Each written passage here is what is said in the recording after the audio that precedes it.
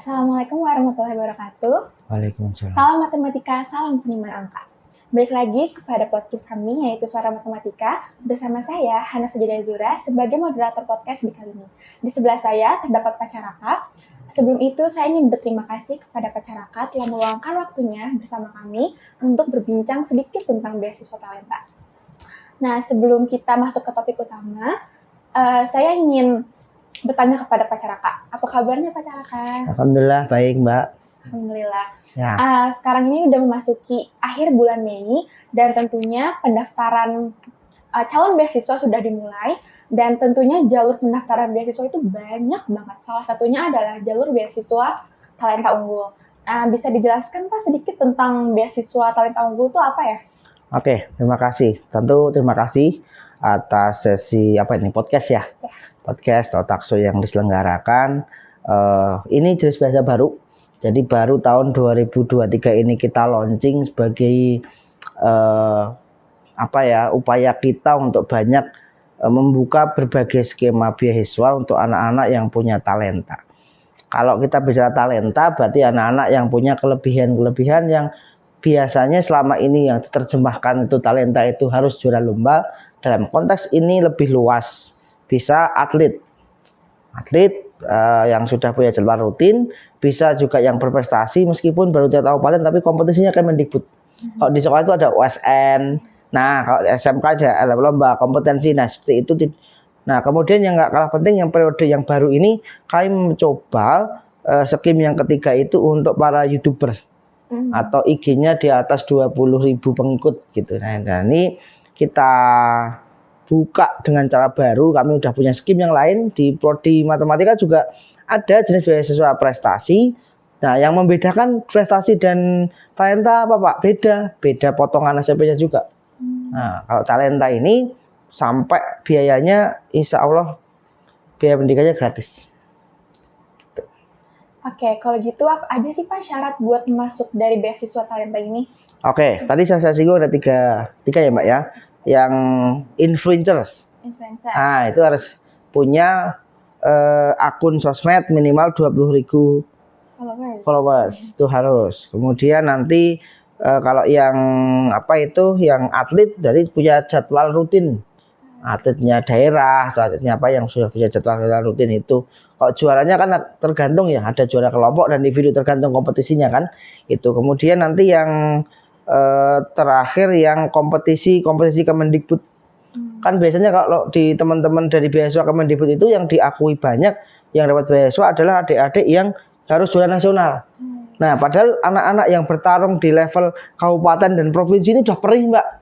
Misalnya OSN nih tingkat kabupaten itu saingannya sudah SMA se-kabupaten sudah jungkir balik tuh. Nah, kami pengen mengambil ceruk maruk ini kan biasanya kan yang maju provinsi kan hanya yang juara 1. Lah yang juara 2, 3 ini kan nggak ada semacam penghargaan. Nah, disitulah pengen mengapresiasi jika mereka berkenan bergabung di UAD, salah satunya di matematika. Nah, gitu. Jadi kami ingin mengapresiasi adik-adik yang minimal di juara kabupaten atau provinsi ini supaya mereka yang jerih payah mereka itu beda. Hati-hati loh, Dek. Sekarang banyak kompetisi abal-abal. Tadi ikut ngisi kayak LKS gitu, terus kemudian nanti ada sertifikatnya gold. Awarding banyak kan juaranya semuanya juara.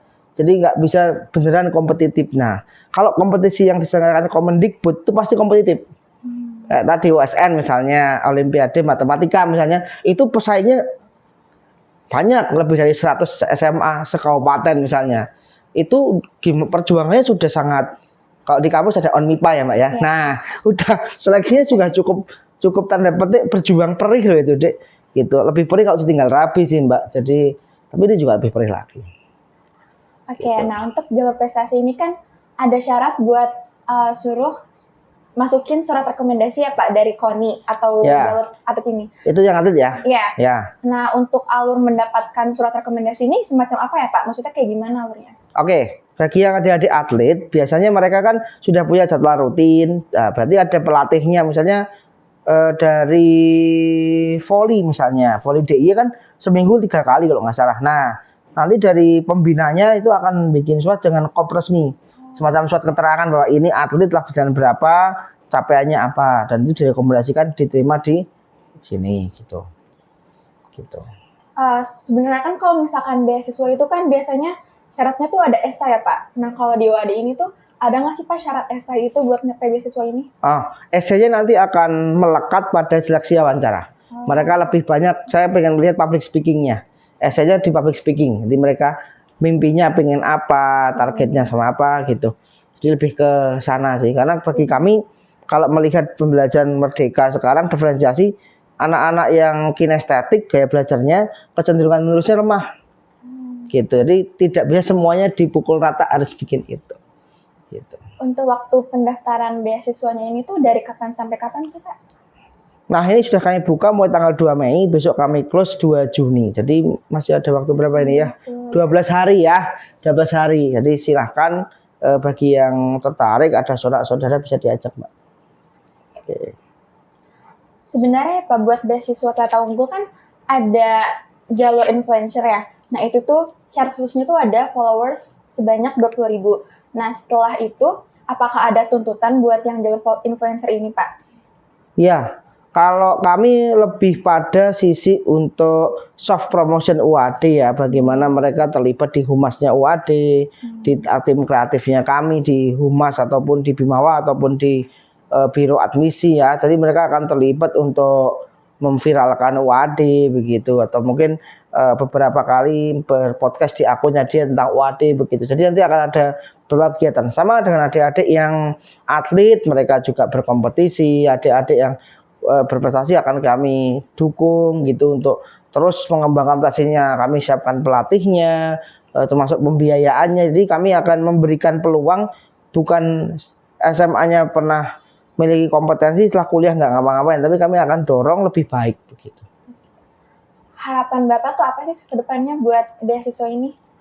Tentu yang beasiswa ini kami harapkan sesuai dengan visi pengembangan yang disampaikan oleh Bapak Rektor, bagaimana menciptakan alumni yang berkarakter unggul dan mampu bersaing di tataran nasional dan global.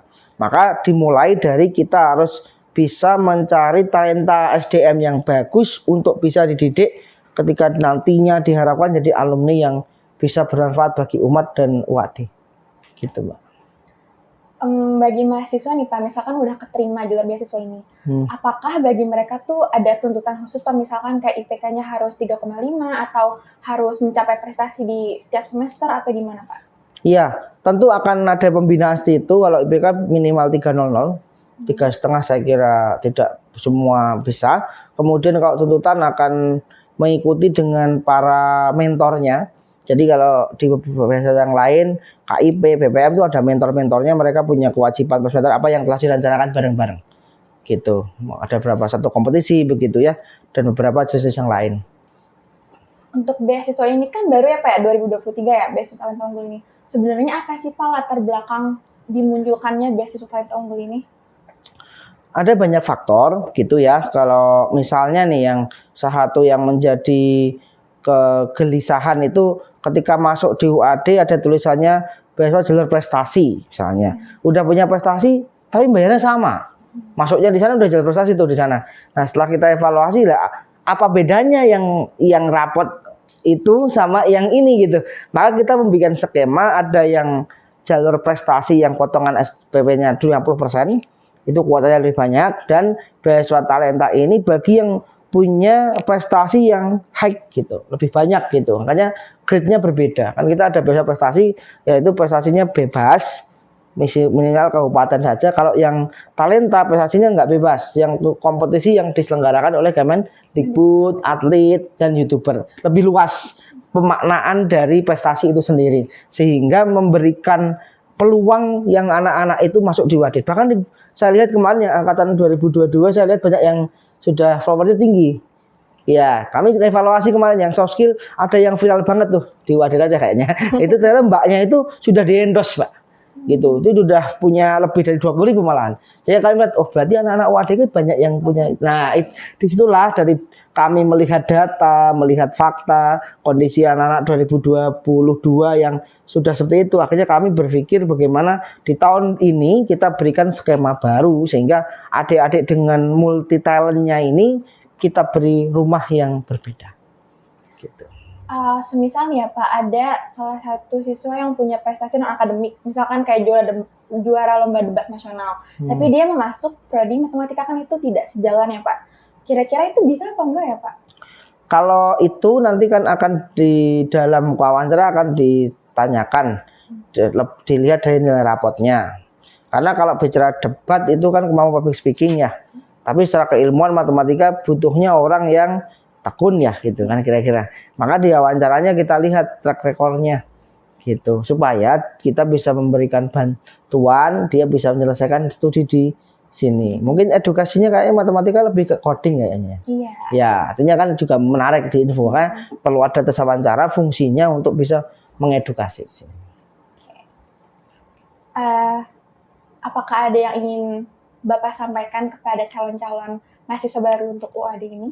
Ya, tentu yang pertama UAD ini yang sudah senior secara waktu, secara umur, dan secara ranking juga tidak kaleng-kaleng, secara kemahasiswaan juga peringkat 15 besar nasional dari 4.700 kampus gitu.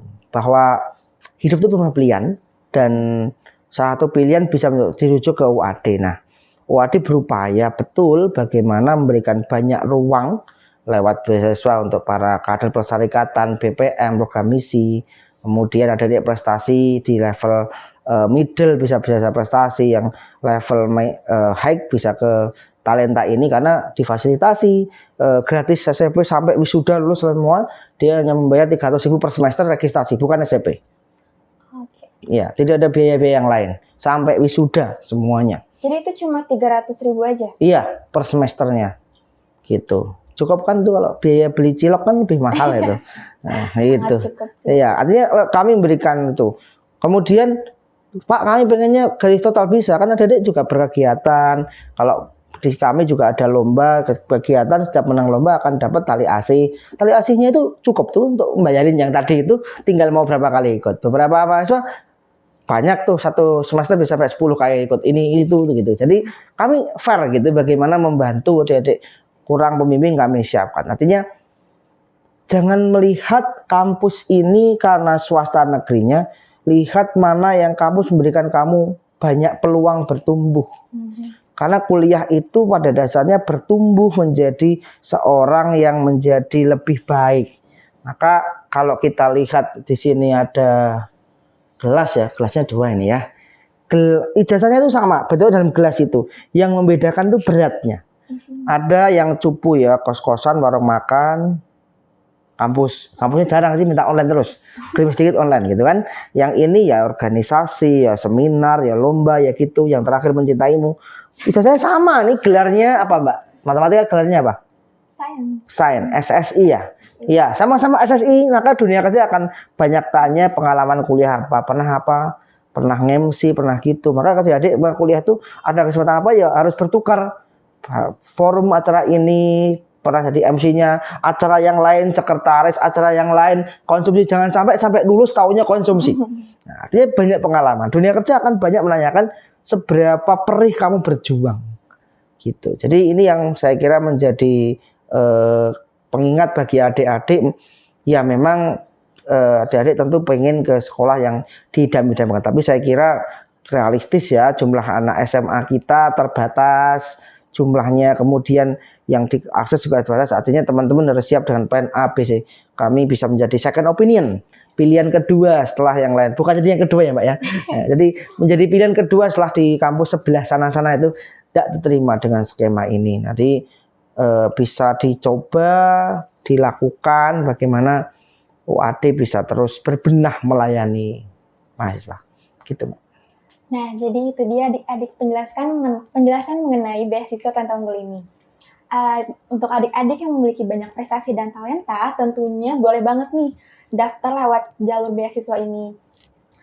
Itu saja dari kami, Suara Matematika. Terima kasih atas waktunya. Wassalamualaikum warahmatullahi wabarakatuh. Waalaikumsalam.